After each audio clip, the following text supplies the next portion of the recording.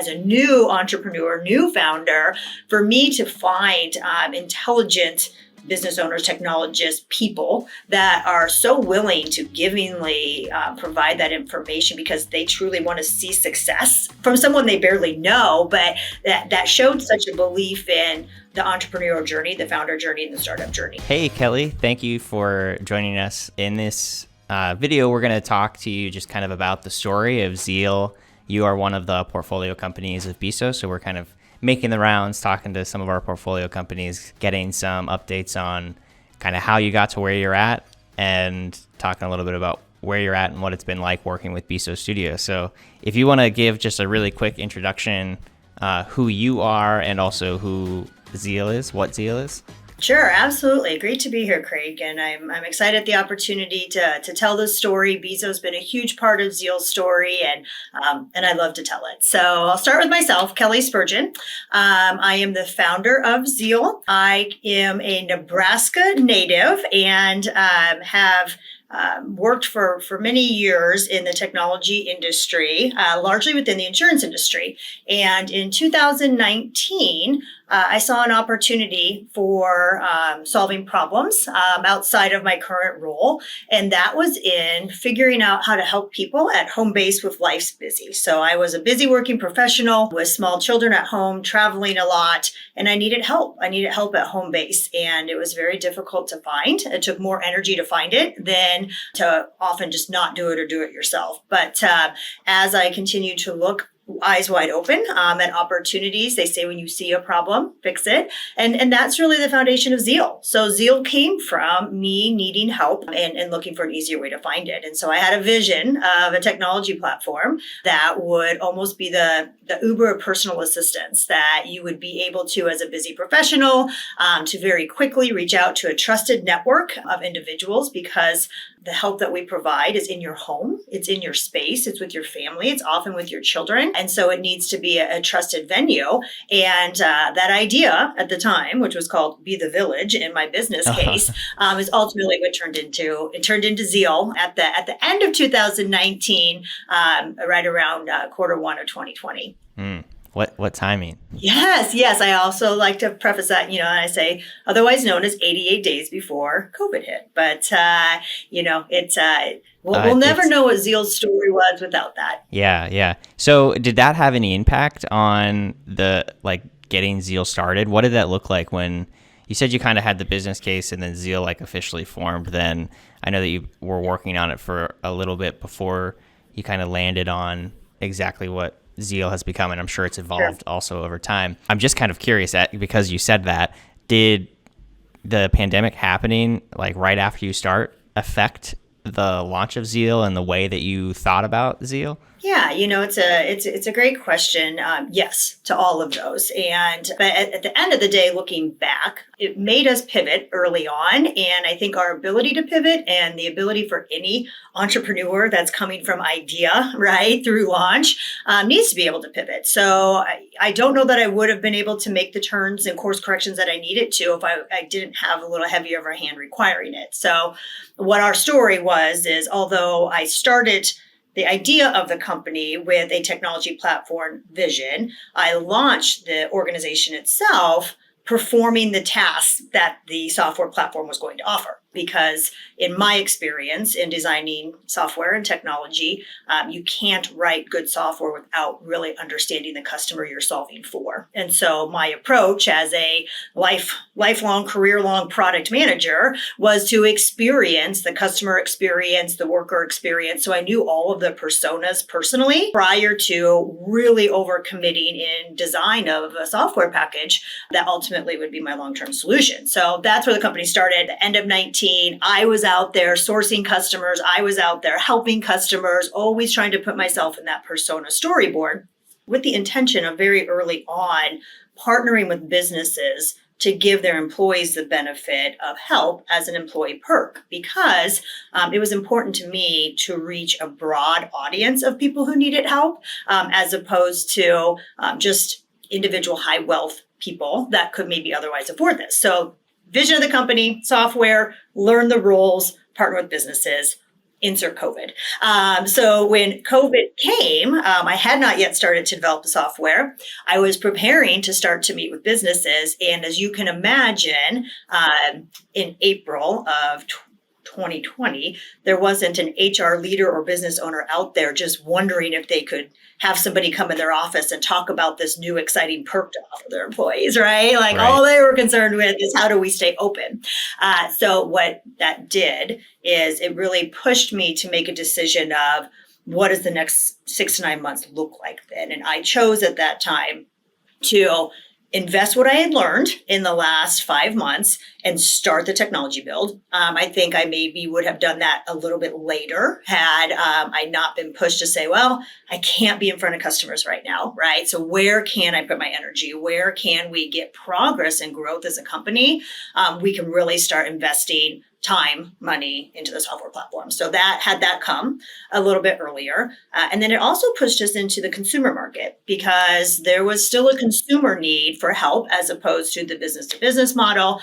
And looking back, best thing that could have happened to us because we had a lot to learn that we didn't understand about operations and scale and being essentially a service company, right? Tech platform or no tech platform, what we were offering, the problem we were solving at the end of the day is a service. And we had a great opportunity to spend the next year or so learning what it took to have an operational structure in place, learning how to staff to be able to meet demand. Can you tell me a little bit about the decision and the decision-making process behind choosing to have the people that are or at least a majority of the people that are working through Zeal actually be employees of Zeal?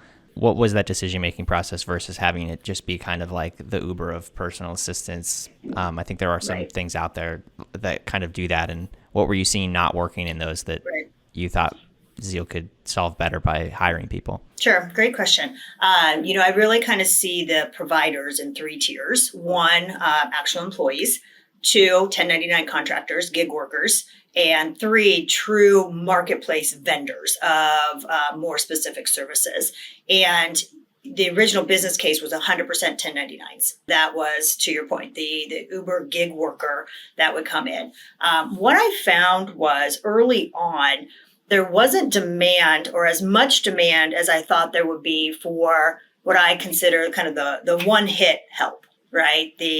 I need somebody to, drop off diapers at daycare. And you don't necessarily care who does that, right? Like that's not, as long as it gets done and it gets done in a good way, those type of things is fine, whoever does it. That's the gig worker model. But now what our demand was for was I would like to have the same person that I personally know, who knows my family, who knows my business, who knows my needs, whenever I ask. And the more, the first 5 times we heard that request, the answer was, I'm sorry, that's just not our model, right? We can't guarantee that. Susan may or may not want to work that day. Susan may or may not, right, like the service you're asking for, those type of things. And I really had to step back after we heard it repeatedly and ask myself, do I really understand what my customers are wanting, right? What they're willing to pay for and pay at a level that gives us enough margin, right, to be a successful business. And so it was more of the customer demand that drove what my business model ended up being. And so I still have 1099 gig workers, and they are great for a one-time project. They are great for a one-time errand. But I had to bring in staff that was consistent, that was committed to, that we could build partnerships for the growth that I was needing at the time and still experience today, where the 80% of our revenue comes from. And where the vendors come in is living life. We have a lot of needs, and often it's the more complicated stuff or the more specific stuff that's harder to find, especially if you're a busy professional. You don't have time to go out and research the 37 bakeries, right? And so as we saw that demand come as well, when our clientele was just naturally saying, I have tried for months to find ABC, right? Or every time I try to do this. So building that trusted partnerships of existing vendors that is outside of our core competency was really where our third service provider type model came in. Interesting. Yeah. I think that I like that you we hear this from founders and through Startup Grind when we interview founders all the time. It's like you figured out where the problem space that you wanted to solve was, but you were willing to listen to those customers. And I know you personally like stay very close to the customer, which is super important.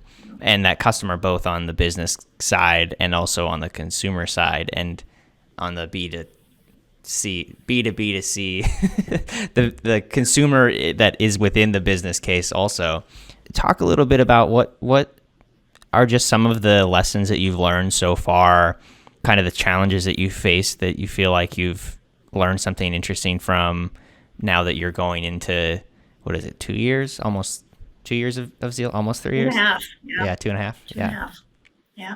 Lessons learned. I think you certainly identified the first one, which was, don't think you know the answers, and the customers and what the customers are telling you. If you listen in the right way, the trends will surface, right? And of course, that's always dangerous if you listen in a way that you still have your own personal blinders on, right? And you look out for that one person who's saying what you want to hear. It has to be.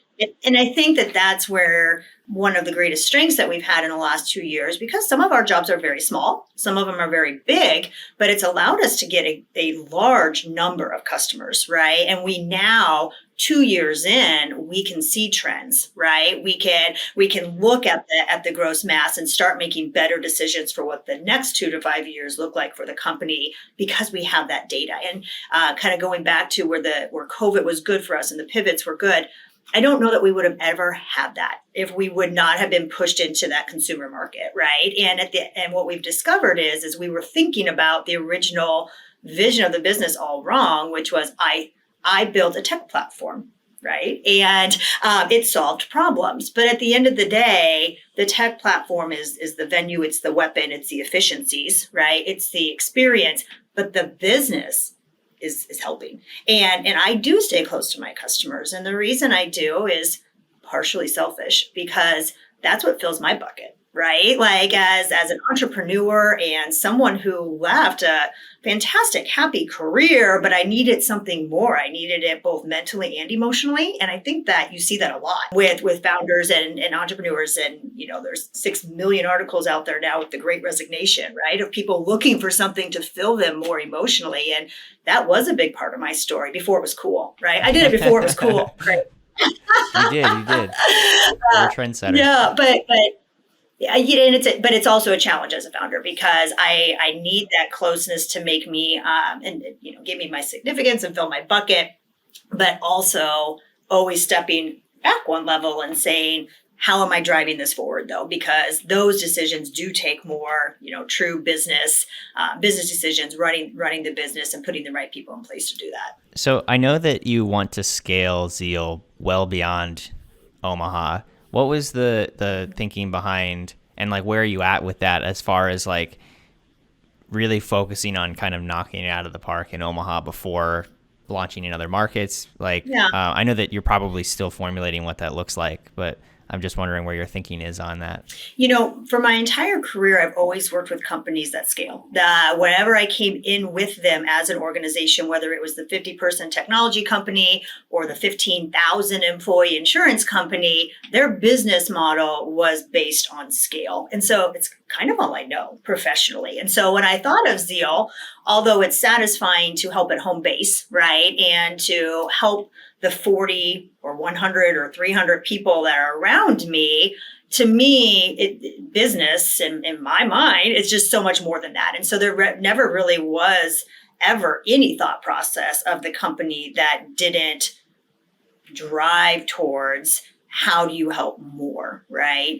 And that has stayed consistent. And don't get me wrong, all the challenges of the last 2.5 years, every once in a while you stop for a moment and say, is this still the path, right? This is hard. And not only is it hard to build because it was an idea, right? I can't copy what the accountant down the street did because I too am an accountant firm, right? What I'm doing is different and it's unique. And so there's challenges in that. However, there's really no question every time we do those pauses that we have to scale because that's what Zeal's DNA is That's the answer. We have more to give.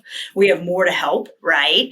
And that's just the journey. So I guess the short answer is there's no other path, right? That's just the DNA of the company and what the idea has been from day one. Now, further on a more business driven answer, that's my emotional answer and my experience answer. Business driven answer, what we have validated, especially in our conversations with businesses, which has came back to fruition, right? As businesses are now back in the office and looking for unique ways to do things, we are driving forward on that product. Very few businesses, way more so than in 2019 when the idea was there, has this model of these 40 people work in Omaha and that's who you can help. Right now, businesses, even if they've always been a single city business or a single location business, now they have people working remote 2 hours away. Now they have a small mini branch in Lincoln because 3 of their employees clustered there over COVID. And the idea of having a single city solution on the business side isn't a reality. And so that further answers is scaling outside of Omaha the right answer? And absolutely yes, because we need to do that in order to really best service our customers that we're interested in partnering with. Yeah, well, that's an interesting angle on that I hadn't thought of. Yeah, I think that is going to be a challenge, obviously, with a service-based business. But I know that you're very thoughtful about how to do that, and obviously, like you said, you've worked at scalable companies. Like you kind of understand how things can operate at scale. And I think all problems are they just need someone to figure out that is passionate about figuring out the solution for it. So it'll be exciting to see what you can pull off there. Thank you. So what has it been like working with Beeso? What are some of I know we built the MVP version of the technology platform and have worked on some of the other technology pieces. Tell me a little bit about first how you met Beeso, because that was actually before I started working at Beeso. So tell me a little bit about how you first connected with Beeso, and then we'll go a little bit into what that relationship's been like. Sure, absolutely. So I met Beeso in Q1 of 2020. It was just me at the time in the company. So Zeal was Kelly. And after 3 months of working in coffee shops and in my home office, I couldn't be alone anymore. So I joined a co-working spot to start surrounding myself, right, with the opportunity and the options for like-minded professionals. So in that co-working spot, I was in the elevator one day, and the gentleman in the elevator with me, we introduced ourselves.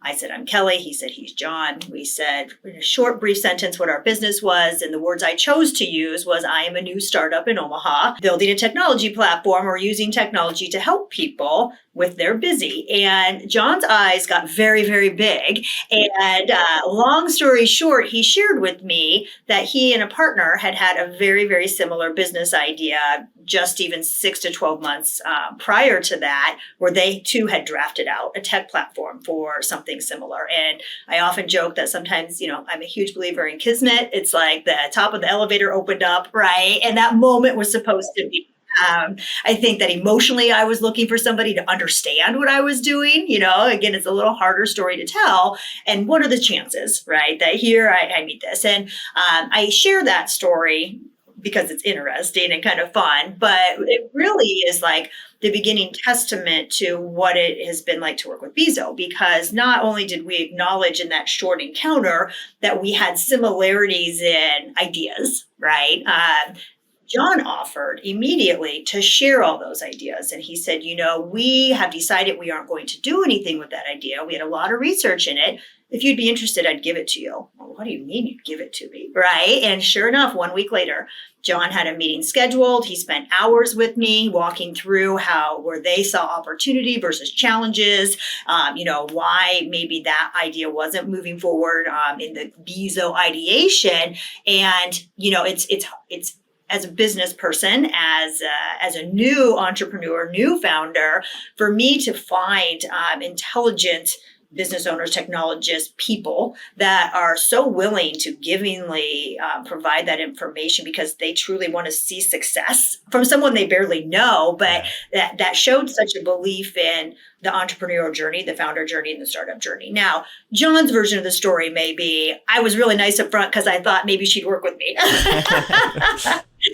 Strategic, right? Yeah. If that was his path, what is that? It shows great testament to the strategy part of what Beeso offers as well. John's mind strategically, right? Probably saw that opportunity from a business perspective. And to be honest, like the rest is kind of history from there as he shared that information. Then I started to share deeper what my vision was. And then it turned into a natural conversation of how can we work together. And it has been a continual version of that story of Beeso has a lot of coverage in the skill sets that they offer, from marketing to strategy to finance to technology, right? At different times, I have different needs in each of those buckets. And I think that it has been wonderful with Beeso to see the breadth of skill sets that are on the team. Someone like yourself, right? As you came in for marketing, public relations, I remember you helping us write our first press release, right? Where I was like, I have no idea how to write a press release. I've been doing insurance technology for 20 years, right?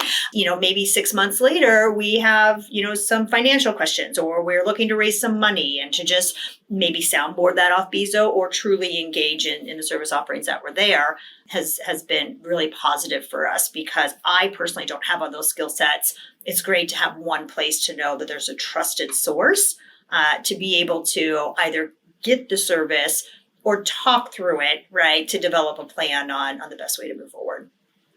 Yeah, I think that's one of those things that's hard for us to explain to new founders as we're exploring partnerships, is that we're like, yeah, we do all of these other things for free that are just kind of like as needed because everyone on the team and our circle of advisors have built so many startups at this point. It's like, if you have questions, like at least use this as a sounding board. Like we have, what is it, bi-weekly, sometimes more often meetings with Zeal. And a lot of the times it's just like, hey, this is what I'm thinking. And then we all workshop that idea for 20 minutes or an hour, which I imagine that's probably helpful. It is.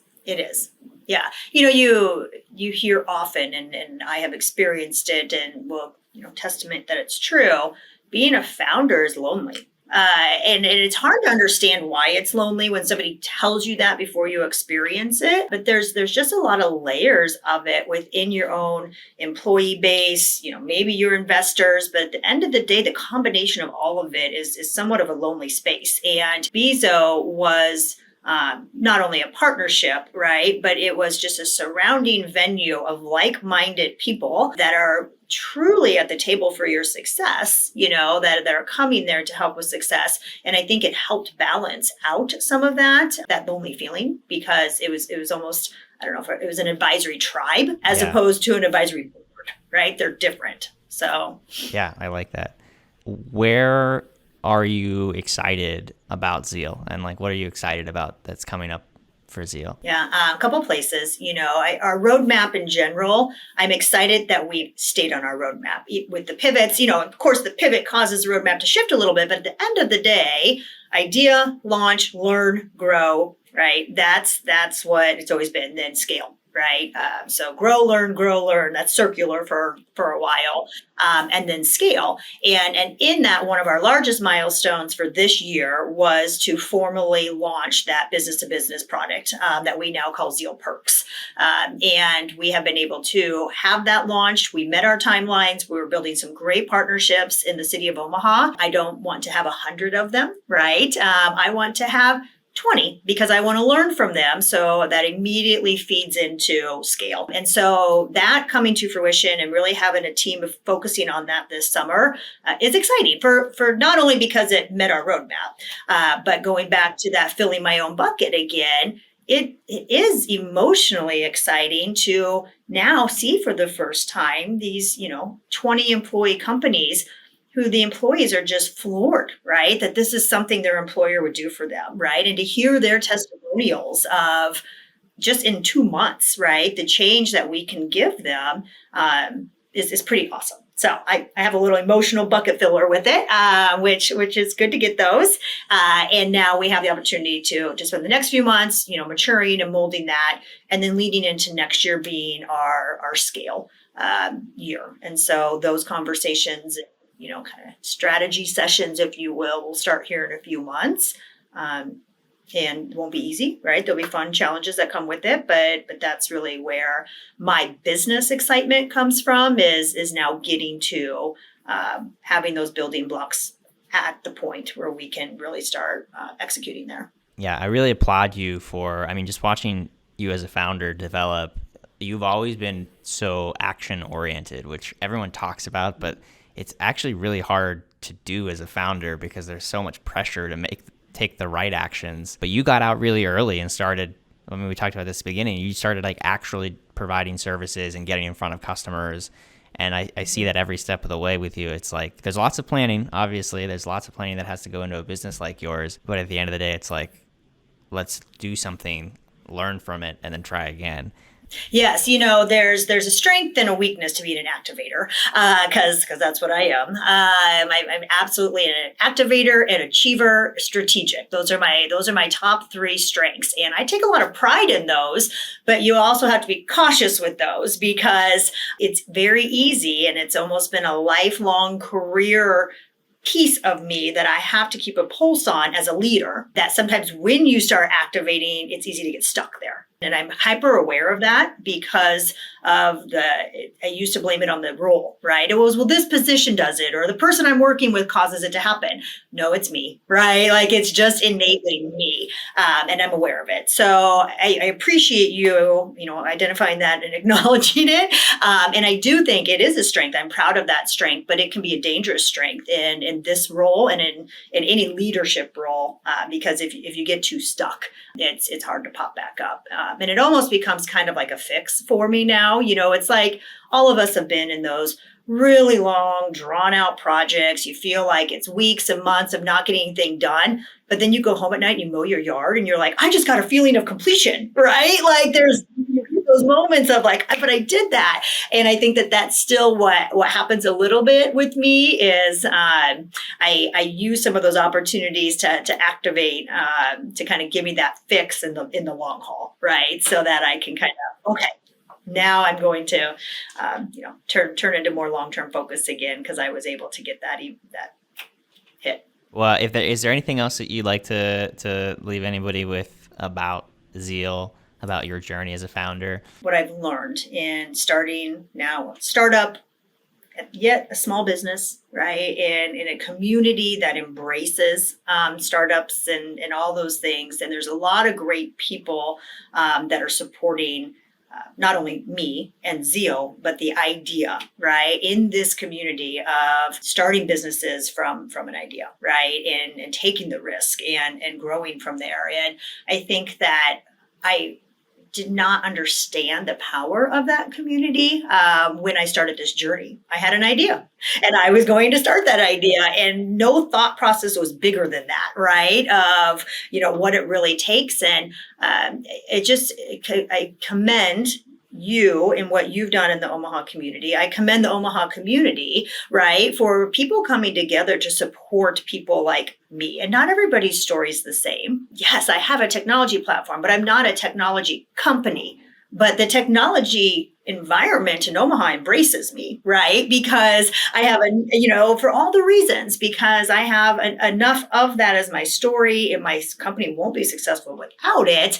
But I don't have 16 developers on my team, right? I have 16 personal assistants who are reliant on that software that I'm putting in front of them to do their job. And I just, as I started, I just underestimated, I think, that the great value that's there and how lucky I am to be starting this in the Omaha community, and to find partners like Beeso, like Startup Grind, and individuals like yourself. So it's been a great journey.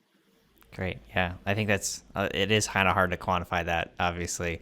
But then once people start showing up and they start, it's just, elevating to be like, oh, there's all these people that actually care that I succeed. And they don't even necessarily have a stake in it. Like, obviously we do, right. But a lot of the other organizations that are supporting you and supporting startups, it's just because they care. They're, they have their own incentives. They're getting funding from the state or something, or honestly, like Startup Grind, that's literally just like, we just do that because we want to, because we're excited about technology and Yeah. people building new companies and helping, connect people. It's as simple as that. But I appreciate that that's something that you value. So final thing here, where can people find out more about Zeal and maybe connect with you if they're interested? Sure, absolutely. We have two websites, zealhelps.com and then zealperks.com. So we are branding the products in their own right. So if you're interested in learning more about our business to business partnerships and the opportunities we have there, zealperks.com is the home there. I am on LinkedIn, active on LinkedIn, both under Kelly Spurgeon and under Zeal Helps. So that's always a great way to get a hold of me. It has all my contact information, and I always enjoy meeting new individuals, as well as reconnecting with old ones. So Great. Thank you so much, Kelly. And best of luck with the future of Zeal. thanks, Craig.